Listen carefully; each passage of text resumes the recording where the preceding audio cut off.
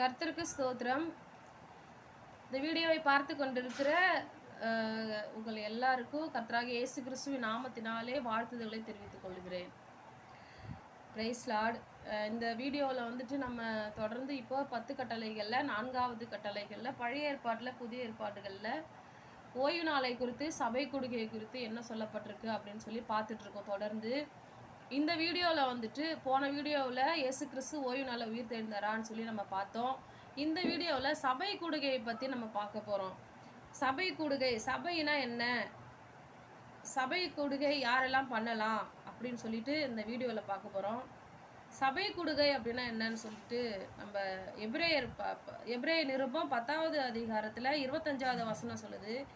சபை கூடி வருதலை சிலர் விட்டு விடுகிறது போல நாமும் விட்டு விடாமல் ஒருவருக்கொருவர் புத்தி சொல்ல கடவோம். நாளானது சமீபித்து வருகிறதை எவ்வளவாய் பார்க்கிறீர்களோ அவ்வளவாய் புத்தி சொல்ல கடவோம் என்று சொல்லப்பட்டிருக்கு. சபை கூடுகையை ஒருவர் விடக்கூடாதுன்னு சொல்லி இந்த வசனம் சொல்லுது.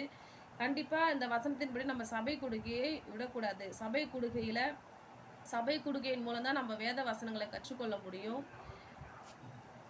சபைனா என்ன, இயேசு கிறிஸ்துவை பற்றி சுவிசேஷங்கள் அதிகமாக கற்றுக்கொள்ளப்படுறது இந்த சபை கூடுகையில் தான் கற்றுக்கொள்ளணும். அதனால இந்த சபை கூடுகையில் நிறைய காரியங்கள் இருக்குது. முக்கியமாக இயேசுவை பற்றி நம்ம கற்றுக்கொள்றதுக்கு மெயினாக சபை கூடுகை வேணும். சபை ஆலயம்னா யார், முதல்ல நம்ம வந்துட்டு ஆலயம் அப்படின்னா யார் அப்படின்னு சொல்லி பார்க்கலாம். 1 கொரிந்தியர் 3வது அதிகாரம் 16வது வசனம் சொல்லுது, நீங்கள் தேவனுடைய ஆலயமாக இருக்கிறீர்கள் என்றும் தேவனுடைய ஆவி உங்களில் வாசமாக இருக்கிறார் என்றும் அறியீர்களா. நாம தான் தேவனுடைய ஆலயம் அப்படின்னு வசனம் சொல்லுது. 1 கொரிந்தியர் 3வது அதிகாரம் 17வது வசனத்தில் அதே போல, ஒருவன் தேவனுடைய ஆலயத்தை கெடுத்தால் தேவன் அவனை கெடுப்பார். தேவனுடைய ஆலயம் பரிசுத்தமாக இருக்கிறது, நீங்களே அந்த ஆலயம், நாம தான் அந்த ஆலயம் அப்படின்னு சொல்லி 1 கொரிந்தியர் 3:17 அதே வசனம் சொல்லுகிறது. அதே போல எபேசியர் 2வது அதிகாரம் 22வது வசனம், அவர் மேல் நீங்களும் ஆவியினாலே தேவனுடைய வாசஸ்தலமாக கூட்டி கட்டப்பட்டு வருகிறீர்கள். நாம தேவனுடைய வாசஸ்தலம், நாம தான் அவருடைய வாசஸ்தலம், நம்மிடத்தில் தேவன் வாசம் செய்கிறார் என்று சொல்லி வெளிப்படுத்தின விசேஷம் 21வது அதிகாரம் 3வது வசனத்திலையும் அதே போல சொல்லியிருக்கு. நாம தான் அவருடைய ஆலயம், நம்ம கிட்ட தான் ஏசப்பா தேவன் வந்து வாசம் செய்கிறார் அப்படின்னு சொல்லி இந்த வசனங்களை நமக்கு சொல்லி கொடுக்குது. அதே போல கொலோசையர்ல சொல்லப்பட்டிருக்குது 1:18, அவரே சபையாகிய சரீரத்துக்கு தலையானவர், எல்லாவற்றிற்கும் முதல்வராய் இருக்கும்படி அவரே ஆதியும் மரித்தோரிலிருந்து எழுந்த முதற்பேருமானவர். நாம தான் ஆலயம், நமக்கு தலையா இயேசு கிறிஸ்து இருக்கிறார்னு சொல்லி இந்த வசனமும் சொல்லுது. அதே போல எபேசியர் 5வது அதிகாரம் 23வது வசனம், கிறிஸ்து சபைக்கு தலையா இருக்கிறது போல அப்படின்னு சொல்லி இந்த வசனமும் சொல்லுது. இதுலயும் கிறிஸ்து தலையா இருக்கிறார், நாம தான் அவருடைய. அதாவது எபேசியர் 5வது அதிகாரம் 30வது வசனம் சொல்லுது, நாம் அவருடைய சரீரத்தின் அவயவங்களாயும் அவருடைய மாம்சத்திற்கும் அவருடைய எலும்புகளுக்கும் உரியவர்களாயும் இருக்கிறோம். இதுலேயும் நம்ம தான் ஆலயம், நம்ம சரீரம் தான் ஆலயம், இயேசு கிறிஸ்து அதற்கு தலையா இருக்கிறார் என்று சொல்லி அவருடைய மாம்சமும் எலும்புகளுக்கும் நம்ம உரியவராக இருக்கிற சொல்லி இந்த வசனமும் சொல்லுது. ஏன் இப்படியெல்லாம் சொல்லப்பட்டிருக்கு சொல்லி பார்க்க போனால், யோவான் சுவிசேஷம் 2:19 22 வரைக்கும் வசனம் சொல்லுது. இதில் உள்ள வசனங்களில் பார்த்தா இயேசு கிறிஸ்து வந்து யூதர்கள்ட்ட சொல்கிறாரு, நீங்கள் பார்க்குறீங்களே இந்த ஆலயத்தை வந்து இடிச்சு போடுங்க, நான் 3 நாளுக்குள்ள இதை கட்டுவேன் அப்படின்னு சொல்லி. அவங்க வந்து இந்த கட்டட ஆலயத்தைன்னு சொல்லி இயேசு கிறிஸ்து வந்து நம்மளோட சரீரமாக ஆலயத்தை குறித்து சொல்லியிருக்காரு. இந்த இடத்துல அவர் 3ஆம் நாள் உயிர் தெழுந்து அவர் வந்து நான் தான் ஆலயத்தினுடைய சரீரமாகி ஆலயத்தினுடைய தலை அவர் தான் ஆலயம் என்று சொல்லி அந்த அர்த்தத்தில் இயேசப்பா சொல்லியிருப்பாரு. அடுத்தது மத்தேயு சுவிசேஷம் 24வது அதிகாரம் 1வது வசனம் 2வது வசனத்தை பார்க்க போனால் சீஷர்கள்ட்ட சொல்றாரு, நீங்கள் பார்க்குறீங்களப்பா இந்த ஆலயத்தை, இதெல்லாம் வந்து இவ்விடத்துல எல்லாம் ஒரு கல்லின் மேல் ஒரு கல் இராதபடிக்கு எல்லாமே ஒரு நாள் இடிக்கப்பட்டு போகும் அப்படின்னு சொல்லி மெய்யாகவே உங்களுக்கு சொல்லுகிறேன் அப்படின்னு சொல்லி சொல்றாரு. அதே போல் AD 70 ரோமர் அரசாங்கத்தினால எருசலேம் நகரங்கள் அது முழுவதும் அந்த ஆலயங்கள் முழுவதும் இடிக்கப்பட்டு தகர்க்கப்பட்டதை நாம் வரலாற்று சம்பவங்களை நம்ம அறிந்திருக்கிறோம். இப்படியா நாம தான் அவருடைய ஆலயமாக இருக்கிறோம். நாம தான் திருச்சபைக்கு தலையாக இயேசு கிறிஸ்து இருக்கிறாரு, நாம தான் ஆலயம், அப்படி நம்ம தான் வாசஸ்தலம், நமக்குள்ள இயேசு கிறிஸ்து வாசம் செய்கிறார் என்று சொல்லி இந்த வசனங்களை நம்ம பார்த்தோம். அடுத்தது சபை யாரெல்லாம் நடத்தலாம் அப்படின்னு சொல்லி பார்க்க போனால், மத்தேயு சுவிசேஷம் 28வது அதிகாரம் 19, 20 வசனங்களை பார்க்குறோம். நீங்கள் புறப்பட்டு போய் சகல ஜாதிகளையும் சீஷராக்கி பிதா குமாரன் பரிசுத்த நாமத்தினாலே அவர்களுக்கு ஞானஸ்நானம் கொடுத்து நான் உங்களுக்கு கட்டளையிட்ட யாவையும் அவர்கள் கைக்கொள்ளும்படி அவர்களுக்கு உபதேசம் பண்ணுங்கள் அப்படின்னு சொல்லப்பட்டிருக்கு. இதுல வந்து எல்லாருமே சபை கொடுகை நடத்தலாம், ஆண் என்று பெண் என்று கிடையாது. ஏன்னா சகல ஜாதிகளையும் சீஷராக்கி, சீஷர் அப்படின்னாலே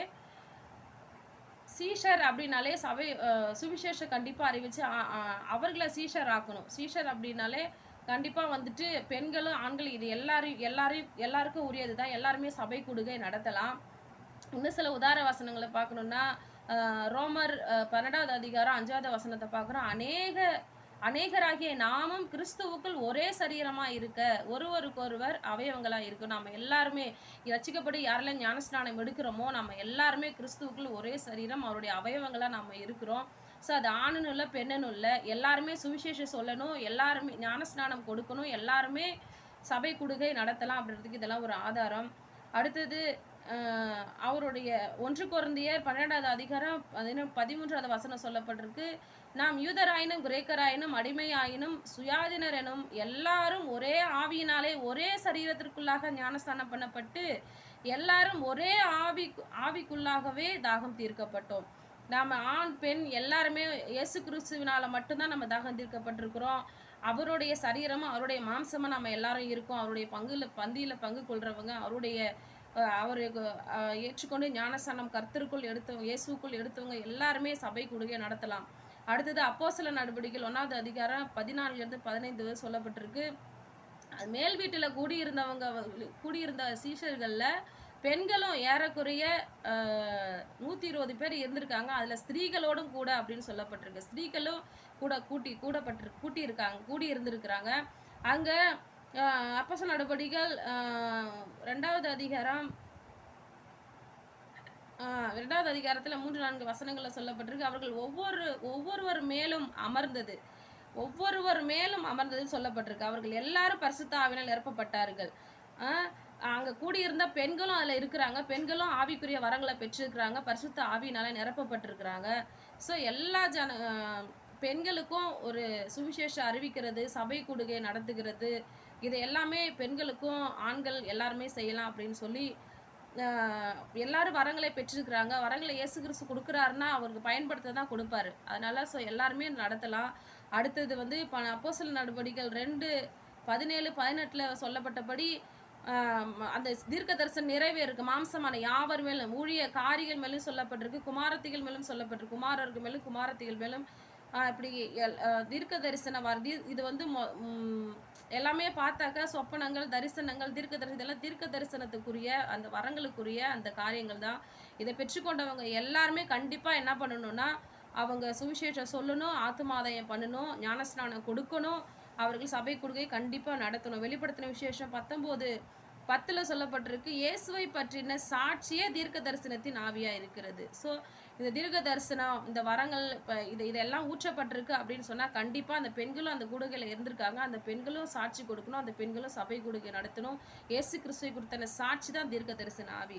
ஸோ அப்படி நம்ம எல்லாருமே சபை கூடுகை நடத்தணும், ஞானஸ்நானம் கொடுக்கணும், சுவிசேஷம் அறிவிக்கணும்னு சொல்லி இந்த வசனங்களை நமக்கு சொல்லப்பட்டிருக்கு. சரி, இன்னொரு வசனம் பார்க்க போனோம்னா ஞானஸ்நானம் பெண்களுக்கு கொடுக்கலாமா அப்படின்னு சொல்லி நம்ம வசனத்துல ஒரு ஆதாரத்தை பார்க்கலாம். யாத்திராகமம் 24வது அதிகாரத்துல 4வது அதிகாரத்துல 24 26 வரைக்கும் பார்க்குறோம். சிப்போரால் வந்து தன்னுடைய குமாரனுக்கு விருத்த சேதனம் பண்ணியிருக்கிறாங்க. விருத்த சேதனம் பண்ணி மோசேக்கு உயிருக்கு ஆபத்தாக போகிற அந்த சூழ்நிலையாக இருக்குது. அப்போ கர்த்தர் அவர் ஜீவனை எடுக்க போகிற சூழ்நிலையில் என்னன்னு சொல்லி யோசிச்சு பார்த்தாக்கா அவர் மகனுக்கு ஞானஸ்நானம் விருத்த சேதனம் பண்ணணும். அந்த விருத்த சேதனத்தை வந்து தன்னுடைய தாய் வந்து அவளுக்கு பண்ணுறா. ஒரு பெண்ணாக இருக்கிறா, ஒரு பெண்ணாக இருந்த விருத்த சேதனம் பண்ணுறா. நம்ம கொலோசியர் நிருபத்தில் பார்க்க போனோம்னா விருத்த சேதனம் வந்து ஞானஸ்நானத்துக்கு ஒப்பனையாக இருக்குன்னு சொல்லி விருத்த சேதனத்துக்கு ஒப்பனையாக ஞானஸ்நானம் இருக்குன்னு சொல்லி சொல்லப்பட்டிருக்கு. ஏன்னா கொலோசியர் 2வது அதிகாரம் 11-12 வசனங்களை பார்க்குறோம். அல்லாமலும் நீங்கள் கிறிஸ்துவை பற்றும் விசுவாசத்தினாலே மாம்சத்துக்குரிய பாவ சரீரத்தை கலைத்து விட்டதினால் கையால் செய்யப்படாத விருத்த சேதனத்தை அவருக்குள் பெற்றீர்கள். ஞானஸ்தானத்தினாலே அவரோடு கூட அடக்கம் பண்ணப்பட்டவர்களாகவும் அதிலே அவரை மரித்தோரிலிருந்து எழுப்பின தேவனுடைய செயலின் மேலுள்ள விசுவாசத்தினாலே அவரோடு கூட எழுந்தவர்களாகவும் இருக்கிறீர்கள் என்று இந்த வசனம் சொல்லுகிறது. ஏன்னா நாம ஒவ்வொருவரும் ஞானஸ்நானம், அதனால விருத்தசேதனத்துக்கு ஒப்பனையா ஞானஸ்நானம் இருக்கிறதுனால பெண்களுக்கு கண்டிப்பா ஞானஸ்நானம் கொடுக்கலாம் அப்படின்றத நம்ம இன்னும் இந்த வசனங்கள் மூலம் உறுதிப்படுத்திக்கலாம். சரி, சபை கூடுகை வந்துட்டு நடத்தலாம் அப்படின்னா சுவிசேஷம் சொல்லாம சபை கூடுகை நடத்தலாமா அப்படின்னா கிடையாது. கண்டிப்பா சுவிசேஷம் சொல்லணும். சுவிசேஷம் அறிவிக்காம சபை கூடுகை யாரும் வந்து நடத்தக்கூடாது. ஏன்னா சிம்பிளா சுவிசேஷம் சொல்லலாம் அப்படின்னா சுவிசேஷம் வந்துட்டு 1 கொரிந்தியர் பவுல் சிம்பிளா சொல்றாரு. 1 கொரிந்தியர் 15வது அதிகாரம் 3வது வசனத்திலிருந்து சொல்லப்பட்டிருக்கு. கிறிஸ்துவானவர் வேத வாக்கியங்களின்படி நமது பாவங்களுக்காக மரித்து அடக்கம் பண்ணப்பட்டு வேத வாக்கியங்களின்படி 3ஆம் நாளில் உயிர்த்தெழுந்து கேபாவுக்கும் பின்பு 12 தரிசனமானார். அதன் பின்பு 500 பேருக்கு அதிகமான சகோதரருக்கும் ஒரே வேளையில் தரிசனமானார் சொல்லப்பட்டிருக்கு. 8வது வசனத்துல பார்க்கப்படும் பின்பு எல்லாருக்கும் பின்பு அகால பிறவி போன்ற எனக்கும் தரிசனமானார். 7வது வசனத்துல அப்போஸ்தலர் எல்லாருக்கும் தரிசனமானார்னு சொல்லப்பட்டிருக்கு. பவுல் இதை பத்தி சொல்றாரு சிம்பிளா. சுவிசேஷங்களை கண்டிப்பா வந்து சுவிசேஷங்களை அறிவிக்காம சபை கூடுகை வந்து யாருமே நடத்த முடியாது. இயேசுவை பற்றின சாட்சி தான் தீர்க்க தரிசன ஆவியா இருக்குன்னு சொல்லப்படும். இந்த பைபிள் முழுவதும் இயேசு கிறிஸ்து தான் வெளிப்படுத்துற அந்த காரியங்களை சொல்றது தான் நம்ம சுவிசேஷம், சாட்சி. இப்போ சாட்சி யாரெல்லாம் பைபிள் சொல்லியிருக்காங்க இயேசு கிறிஸ்துவை பற்றி எல்லாம்? இந்த யோவான் சுவிசேஷத்தில் 15வது அதிகாரம் 27வது வசனத்தில் இயேசு கிறிஸ்து சொல்கிறாரு, நீங்கள் ஆதி முதல் என்னோடு இருந்தபடியால் எனக்கு நீங்கள் சாட்சிகளாக இருப்பீர்கள் இயேசப்பா சொல்கிறாரு. அதே போல் அப்போஸ்தலர் நடபடிகள் 1வது அதிகாரம் 8வது வசனத்தில் சொல்லப்பட்டிருக்கு, பூமியின் கடைசி பரியந்தம், அதாவது எருசலேமில் யூதாவில், அதாவது பரிசுத்த ஆவியானவரிடத்தில் வரும்போது நீங்கள் பலனடைந்து அப்படின்னு சொல்லி எருசலேமிலும் யூதேயாவிலும் சமாரியாவிலும் முழுவதிலும் பூமியின் கடைசி பரியந்தமும் எனக்கு சாட்சிகளாக இருப்பீர்கள் என்று சொன்ன அந்த தீர்க்க தரிசன வார்த்தை நிறைவேற்றி இருக்காங்க அப்போஸ்தலர்கள். கண்டிப்பா அப்போஸ்தலர் நடபடிகள் 2:38 பேதுரு வந்துட்டு இயேசுவை பத்தி சுவிசேஷம் சொல்றாரு. இந்த இயேசுவை தேவன் எழுப்பினார், நாங்கள் எல்லாரும் அதற்கு சாட்சிகளா இருக்கிறோம்னு சொல்றாரு.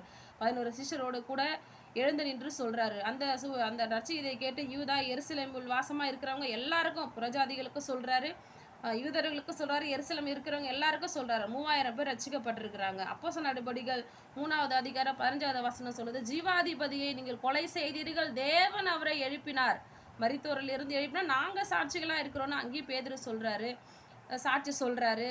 இயேசு கிறிஸ்து குறித்து சுவிசேஷம் அறிவிக்கிறாரு. அப்போஸ்தலர் நடபடிகள் 5:32 அதே போல இந்த சந்ததிகளை குறித்து நாங்கள் அதற்கு சாட்சிகளா இருக்கிறோம்னு பேதுரு சாட்சி சொல்றாரு.